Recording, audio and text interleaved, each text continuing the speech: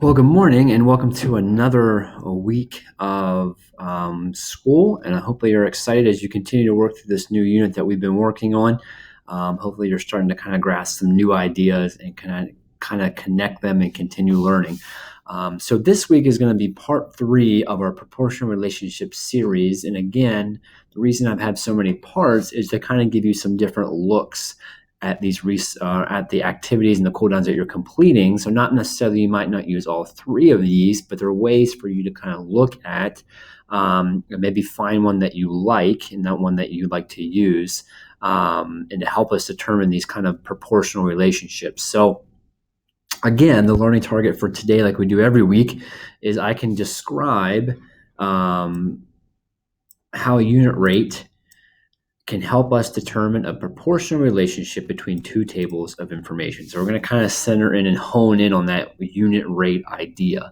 So kind of recap, remember, a proportional relationship is there has to be some kind of constant that's applied to the X side of the table and the Y side, or the input and output. The constant has to be the same for every piece of information. If it's not, then we would say that is not a proportional relationship. There is no relationship between that data. Each input and output has its own constant. So again, for it to be a proportional relationship and to have that, the constant itself needs to be the same. So hopefully this idea of unit rate can kind of connect to that idea.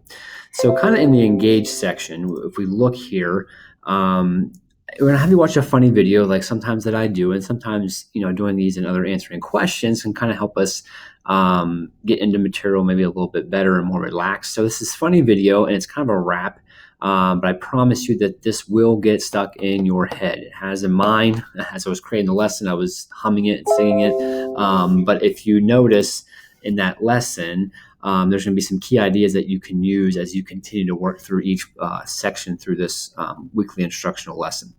So if we head on to the Explorer, just like we do every week, there's a video that kind of helps you solve unit rates. So as you notice through these 3, watch, read, and do, you're going to be kind of learning about unit rates and how to solve them. Then you will get to apply that through the rest of the lesson. So in order for us to apply something, we need to know how to do it. So there's a video for you there to watch. And then in the do section, you'll kind of complete problems around this idea of unit rates and how to do that. But I wanted to look at the review, this resource for you to kind of run down a little bit, again, this idea of unit rates and rates. So rate is a ratio that compares 2 quantities with different units of measure. So example, we can use 765 miles in 5 hours. Or if you're traveling on vacation in your vehicle, you may have traveled 600 miles in 7 hours. I don't know, I don't off the top of my head give you a crazy number, but driving on vacation, there's this kind of rate. How long does it take us to get to our vacation spot? It took us 6 hours and we traveled this many miles. That relationship together is called a rate.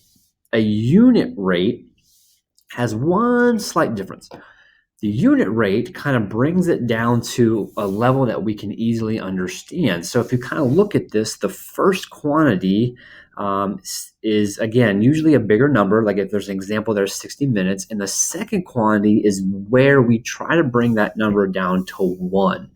It's just 1 is easily manageable with things, right? Especially when we're trying to find a constant with tables of information.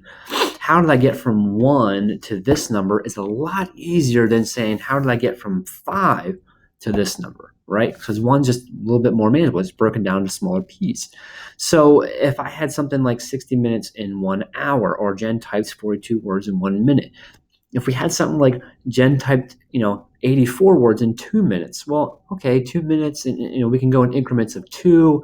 We can kind of maybe figure it out. But if we bring it down to 1, we could say every minute Jen is typing 42 words. So if I said how many, words is she typing in 6 minutes, we could say, well, 1 to 6, I'm multiplying by 6, and I can do the same things to 42. Instead of saying, maybe she types, this is just off the top of my head, 210 words in 5 minutes. Well, what happens if she's going to type it in 4 minutes? Well, somehow I have to find out how to get from 5 to 4 and then apply that to the other way. So to me, it would be easier, and kind of, again, this unit rate is to take it to 1, right? And then be able to apply that to everything. That unit rate becomes the constant of proportionality. So it kind of has that relationship linked to it. And if we keep going down here, finding unit rates. So how do we find it? Well, we simply just divide the two numbers that we're given. So back to that plane, if it's traveling 765 miles in 5 hours, if we divide the two, we get 153 miles in 1 hour, so that we're able to use that unit rate and apply it to other measures that we're given or other questions. How many miles in 4 hours or 3 hours or 2.5 hours? That 1 helps us do that a little bit more easier than sticking with 5. So again, what you're going to practice through is, again, this idea of using these unit rates to solve rate problems, but you are going to take that a step further, all right, and talk about how can I apply that to proportional relationships? How can I find different things in a table of information? So in your checkpoint, you're going to be given apples and pizza, and it's going to kind of ask you to find the relationships between apple and pizza. Is the relationship, and how do you know? Well, one of the ways you can share how is this idea of a unit rate, all right? Because the tables in this checkpoint actually start out with like 2 and 3. They don't start out with 1. So if you find the 1, take one of those X's and Y's to 1, that's going to help you easily find the missing X or missing Y, because it becomes more manageable, as we showed in that resource. So like everything else, complete that checkpoint in the evaluate section. The explain, you're just going to kind of determine, how does the unit rate help us with finding proportion relationships. And I kind of want to see your thinking there, because again, with math, we want to continue to kind of process what we're thinking. It's not just numbers. It's, how are you looking at something? How can something be useful in another area? And then in the elaborate section, what you're going to do is you're going to determine if 2 smoothie shops are proportional in their size per price of smoothies. So the size of their cups to their price, 2 different smoothie shops, you're going to determine if or which ones have a proportional relationship, or which ones have a constant in their price or their size to price, and which one does not. And you're going to use that idea of unit rate. And you'll also be asked to kind of explain your process, explain what you were thinking as you were going through that. And hopefully through that activity at the end, you could say, I can now describe how unit rates help me determine a proportional relationship between 2 tables of information. So again, work through this unit. If you have any questions, please reach out. Again, this lesson is to kind of enhance your understanding. And as we're getting to the end of this unit, giving you as many strategies as possible is very useful for you.